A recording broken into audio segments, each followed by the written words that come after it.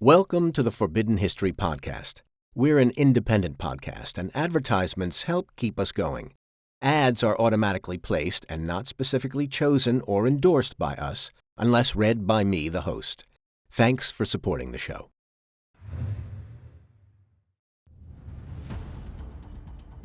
On the coast of Normandy, in France, researchers are using a drone to investigate the secrets of World War II. The target of their search? Hidden evidence about the crucial battles of D-Day. Everything that was not supposed to happen went wrong at Omaha Beach, just like dominoes, one after the other. To try to defeat the Nazis, the Allies are attempting the largest amphibious invasion in history. 156,000 troops in a single armada landing on a single day. And they're hit by bad weather. D-Day is the most significant day of the 20th century, and it's on a knife edge. In this episode of Forbidden History, we're joined by historians and investigators as they help expose the now buried site of a crucial commando raid and reveal sunken relics beneath the English Channel. Today, the anniversary of D-Day, one of World War II's most famous military operations, is still commemorated every year. Like many other French towns on the Normandy coast, Port-à-Mousson was in the front line during the D-Day landings.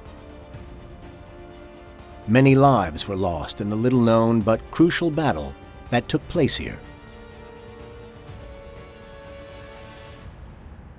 To try to liberate Nazi-occupied Europe on D-Day, June 6, 1944, the Allies assembled a huge invasion force. On 7,000 ships and an aircraft overhead, over 150,000 Allied troops waited for the most important day of their lives. The Germans have been trying to guess the date of the Anglo-American cross-channel invasion, since 1942, so they knew it was coming. As the Nazis knew an Allied invasion was inevitable, they were well prepared. For 2 years since 1942, under Hitler's orders, they'd been constructing a formidable line of defenses all along the coast of Nazi-occupied Europe. The so-called Atlantic Wall ran for over 3,000 miles and was strongest in northern France, since Allied forces in England were just 20 miles away. So how would the Allies puncture this fortress? On the south coast of England, on a beach called Studland, there are clues that point to the scale of this invasion. Sunken wrecks of amphibious tanks lie on the seabed in the murk. But why are these wrecks so close to the Allied side of the channel?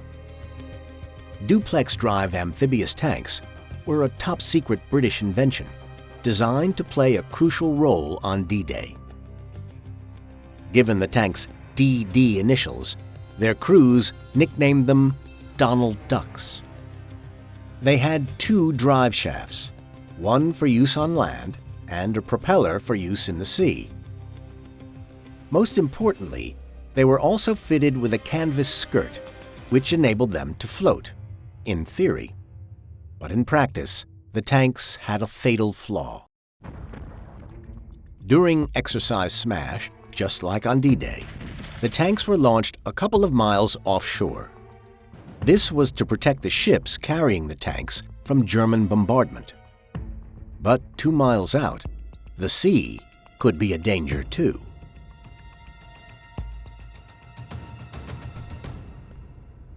The tanks were launched at about 7:30 in the morning, and when they launched, the seaward conditions were quite good.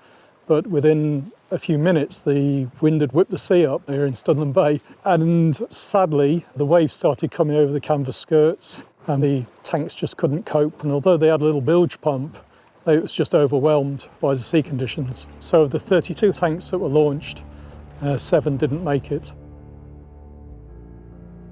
For those people inside the tanks, it would have been one of the most scary experiences around, especially for the tank driver who was literally stuck in the bottom of the tank. It'd be dark, dingy, wet, water would have been coming in. Horrible, really, horrible. These men were really brave in what they were doing there. 6 men drowned in the sunken tanks in Studland Bay during Exercise Smash. It was a tragic warning for D-Day planners. Bad weather could be as deadly as bullets. The 6 lives lost were a lesson learned. The casualties had to be tolerated and accepted. This was because D-Day was an operation that could not fail under any circumstances, whatever the cost. And the feeling was that any lives lost in training would be reflected by fewer lives lost on the day of invasion itself. The importance of Exercise Smash to the Allies' preparation for D-Day is clear from who was here to witness it. Watching events from this secure bunker were 2 of the world's most important leaders in the battle to defeat the Nazis: Winston Churchill and the Supreme Commander of the Allied forces, General Eisenhower. Given the casualties during Exercise Smash, it was clearer than ever to Churchill and to Eisenhower that the sea conditions on D-Day would be crucial. In order to land over 150,000 men and thousands of military vehicles on D-Day, the massive operation had been planned in every detail. But the Allies would just have to cross their fingers for good weather and calm seas. Unfortunately, that wasn't how things turned out. D-Day is the most significant day of the 20th century, and it's on a knife edge.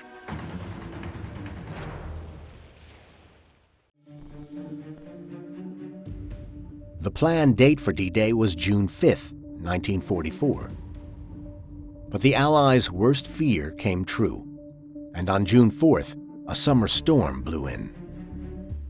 As Exercise Smash highlighted, heavy seas could spell disaster for the invasion. Allied meteorologists predicted the weather should improve enough to invade a day later than planned, but it wasn't certain. A longer delay would be very risky, as the Nazis might find out about the secret invasion plans. With the success of D-Day at stake, Eisenhower gambled the weather forecasters were right and gave orders to launch the invasion a day late on June 6, 1944. When Eisenhower made that decision, it was a huge gamble because you can't depend on the weather. The English Channel is not the right place to say this is how the weather is going to be because it changes hourly. You know, if a squall would have come up at the English Channel, it might have separated the fleet. Landing boats would have been swamped. It would have been a complete disaster. So Eisenhower, when he made the final decision to go on the 6th of June, in all honesty, he was rolling the dice. Just before dawn, on the 6th of June 1944, the largest seaborne invasion force in history secretly approached the coast of Normandy. Although the Germans were expecting an invasion, an elaborate Allied deception operation using German spies, turned into double agents, had convinced Hitler the Allies would invade not in Normandy, but at the English Channel's narrowest point, the Pas de Calais. The Germans knew we were going to invade France, just where was the question, and when. The Allies, they had a deception plan going where General Patton was going to lead an army to cross the Channel at Calais. German spies said, oh, well, we already know what's going to happen, where they're going to invade and everything. So they sucked the Germans in really well. The Allied landings in Normandy, rather than near Calais as anticipated, would hopefully catch the Germans by surprise. But on the other hand, the rough sea conditions on D-Day would make things very difficult for the Allies. The weather caused a lot of problem for the troops who were rocking around wildly in these landing craft and everybody getting seasick. And for the Navy, it meant that their ships weren't going to be as good as firing platforms, weren't going to be as accurate because they were rolling in these heavy seas. So there were a lot of worries for the troops going ashore. They didn't know what kind of support they were going to get. The Allies' plan on D-Day was to land on 5 Normandy beaches. The British and Canadians would land on Sword, Juno, and Gold, while further west, U.S. forces would land on 2 other beaches codenamed Omaha, and Utah. Even though Normandy wasn't where the Germans most expected the Allies to invade, the Nazis' Atlantic Wall defenses stretched along the entire French coast. Omaha Beach, in particular, was very well defended.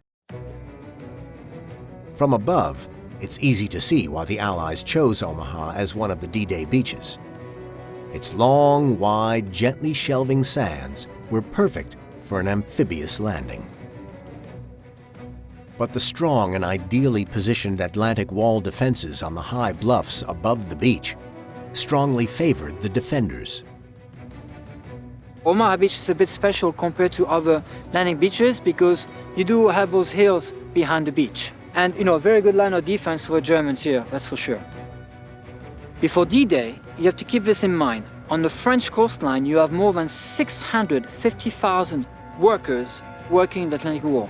It gives you a perspective how huge that project was. So the Americans are going to suffer a lot of casualties because of a line of defenses at Omaha Beach. The Atlantic Wall defenses at Omaha Beach consisted of 15 bunker strongholds positioned on the best vantage points overlooking the 5-mile-long beach. The Germans, manning the bunkers, had ferocious artillery and machine gun firepower, plus a perfect unobstructed view all along the beach. All these German strongholds that were overlapping, it was also cross-firing, because all these guns can overlap 180 degrees, so they control the whole coastline. The Allies didn't know how strong the German defenses were at Omaha Beach, but in any case, they expected to destroy most of Normandy's Atlantic Wall defenses in advance of the amphibious landings. Just before the troops landed on the beaches, Allied planes launched massive bombing raids at Omaha Beach and all along the coast, but with very little effect. You have to visualize most of these German shelters were up to 9 feet of concrete. To pierce through a shelter, you had to be very lucky as a pilot and drop 3 250-pound bombs exactly in the same spot to pierce through. It did not happen. What you must remember on D-Day, not one German fortification at Omaha Beach is destroyed by the Americans, not one. The Atlantic Wall is intact.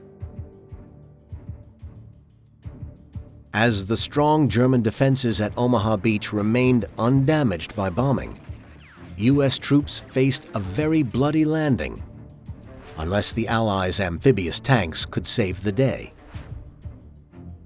Launched offshore, their firepower could rapidly wipe out German resistance, but only if the tanks successfully made it onto the beach. Everything that was not supposed to happen went wrong at Omaha Beach, just like dominoes, one after the other. But the big mistake here is that we're going to follow strictly the orders, and those swimming tanks to the east of Omaha Beach will be unloaded far offshore in a very rough sea. Of those 29 tanks, 2 will land right behind me at the wrong spot, far east of Omaha Beach, in a minefield surrounded by the Germans. Except for 2, all of them are still underwater today.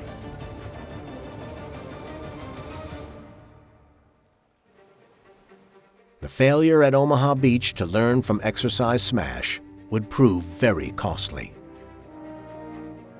With the tanks sunk by heavy seas far offshore, U.S. troops getting off the landing craft were now easy pickings for the German defenders. Suddenly the doors drop onto the beach and the American troops to go ashore across these minefields and barriers on beaches raked by machine gun and artillery fire. It was an absolutely hellish day for all of them. With everything going from bad to worse on Omaha Beach, D-Day, one of the most crucial days of the entire war, looked like it might end in disaster for the Allies.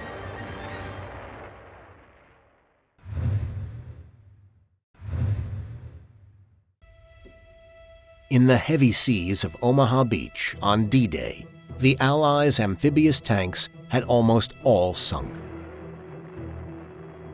Without their support, U.S. troops were pinned down in a murderous firefight. At the other 4 D-Day beaches, the lessons of Exercise Smash were generally heeded. Where the seas were roughest, many amphibious tanks were launched in the shallow water just a few yards offshore.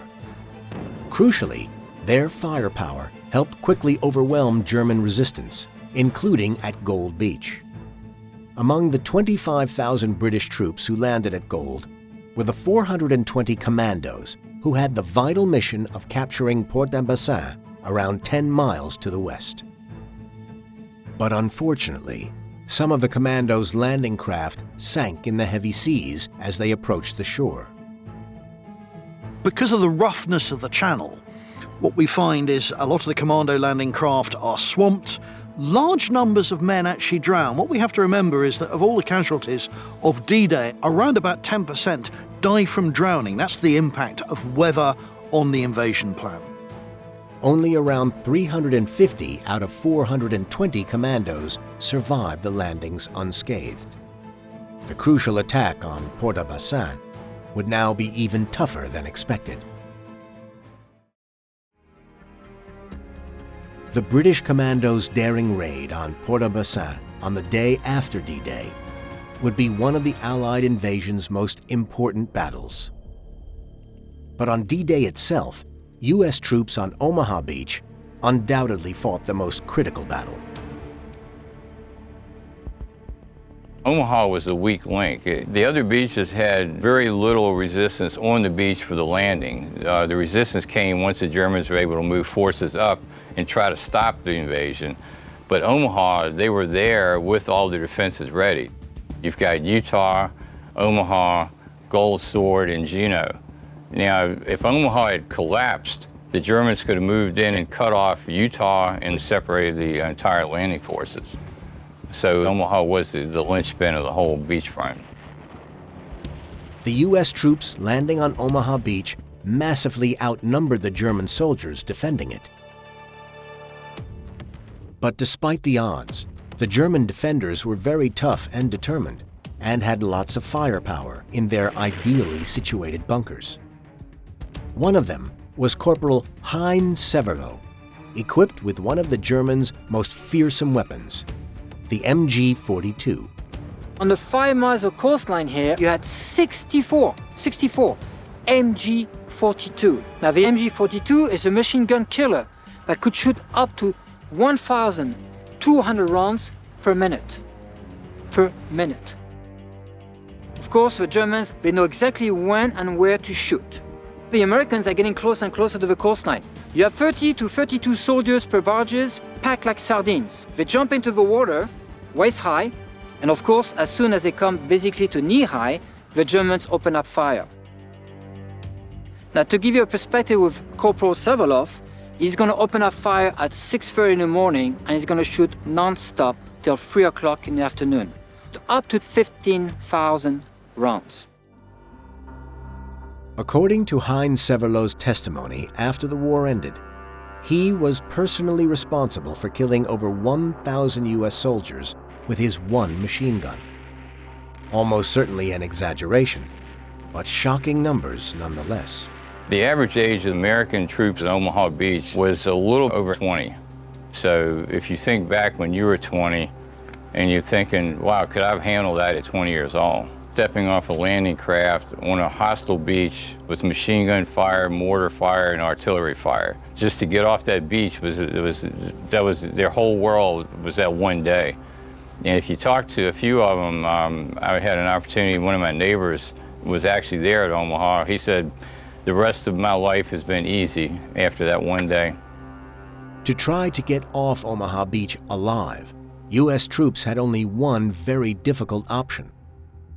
Along Omaha Beach, the Germans' 15 bunker strongholds were all strategically positioned to block 4 narrow valleys, the only natural exits from the beach. But the cliffs in between the valleys weren't so well defended. Fortunately for the troops pinned down on Omaha Beach, U.S. Navy destroyers offshore were eventually able to provide enough covering fire to allow some of the troops to climb the cliffs. 10 destroyers were shelling continuously over 15 strongholds to help and enable the Americans to climb a bluff and attack the enemy position. By dusk on D-Day, the German defenses overlooking Omaha were finally outflanked and overwhelmed. Nearly 35,000 U.S. troops who had landed on Omaha Beach could now prepare to press on inland to help liberate Nazi-occupied Europe. But against the determined German defense, U.S. troops had paid a very heavy price.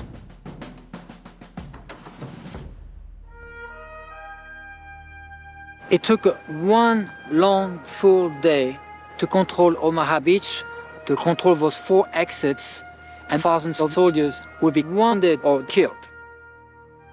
We lose approximately 2,400 soldiers on Omaha Beach, so the scenario was really horrific. The other beaches fell under the control of the Allies way before noon or lunchtime. But Omaha, everything just went wrong, one step after the other. So I have a lot of respect for the soldiers who fell here because what they accomplished is just incredible. With Omaha Beach under U.S. control by dusk on D-Day, the Allies had captured all 5 landing beaches in one day, a remarkable military achievement. But if Hitler hadn't been fooled that the Allies would invade near Calais, or had reacted quicker, things could have turned out very differently. Hitler had about 15 divisions in reserve, 6 of them armored divisions, panzer divisions.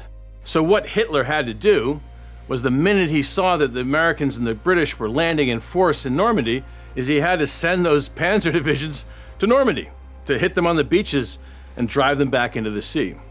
Instead, he slept till noon, as was his custom. He got up, he had a leisurely breakfast. He assured everyone that it was just a ruse, a diversion in Normandy, that the main thrust was going to be the Pas de Calais. Hitler dawdled, and by the time he made up his mind that he needed to move the reserve divisions, the Allies were assured they'd improved their defenses and they were ready to break out. In fact, by midnight on D-Day, while U.S. troops secured the perimeter of the small beachhead on Omaha from the other 4 beaches, the Allies advanced up to 6 miles inland. But a critical task for the day after D-Day was to capture Port-au-Bassin, which separated U.S. forces from the British and Canadians. But if British commandos could capture Port-au-Bassin's well-defended harbor, this would stop the Germans bringing in reinforcements and mounting a major counterattack against the Allies' divided forces. But with so many commandos killed during the landings, the outcome of their crucial mission was even more uncertain than ever.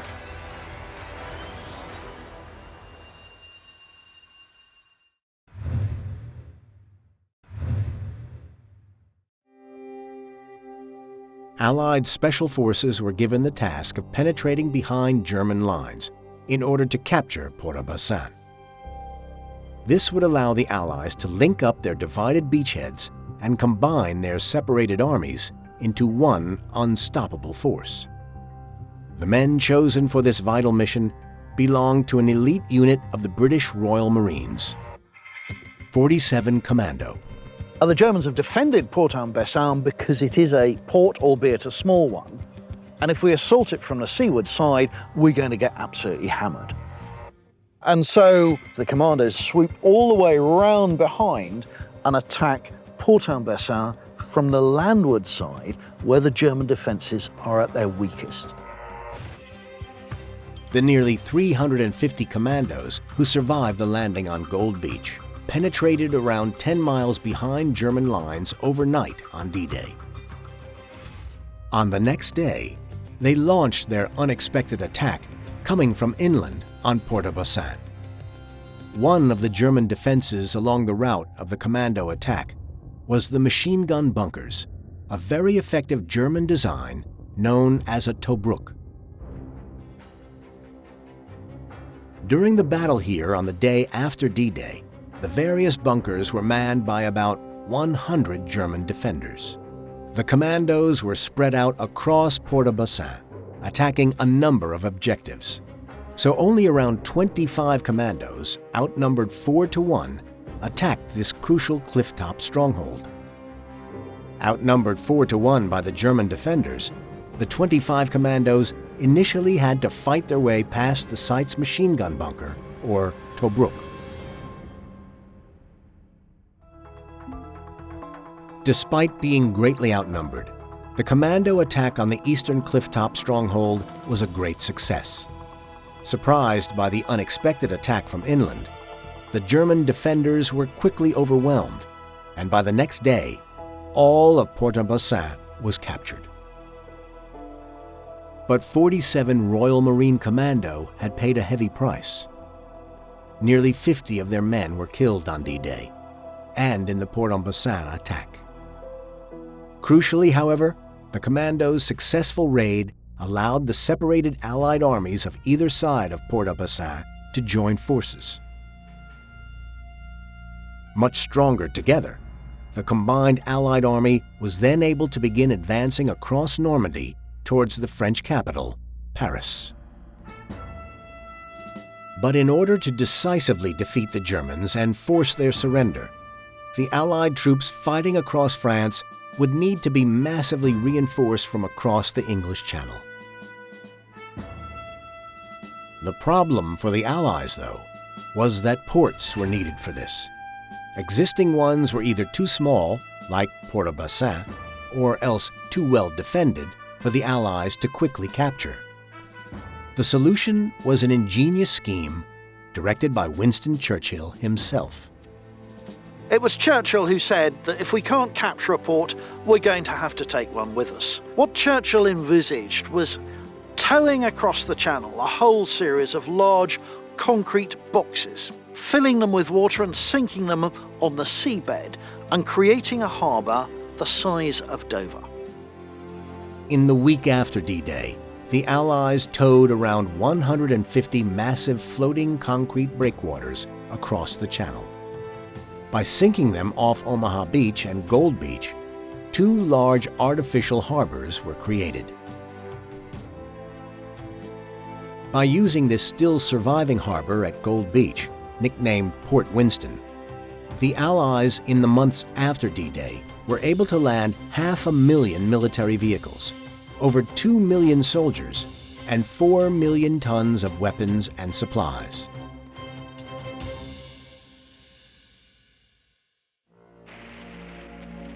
And so, by late August 1944, with the Germans in full retreat, the Allies' greatly strengthened forces were able to push on and liberate the French capital, Paris. The total defeat of Nazi Germany had now become just a matter of time. Today, the success of D-Day is rightly celebrated and commemorated every year. The hard-fought victory cost all too many lives. On D-Day and in the weeks afterwards, during the Normandy campaign, over 50,000 Allied soldiers were killed. One of those who paid the ultimate sacrifice was the commanding officer of the 25 commandos who captured the clifftop stronghold at Port-au-Bassin. On the clifftop near where he was killed, the commandos' last surviving veterans have gathered in memory of him and of all their comrades who lost their lives liberating Port-au-Bassin.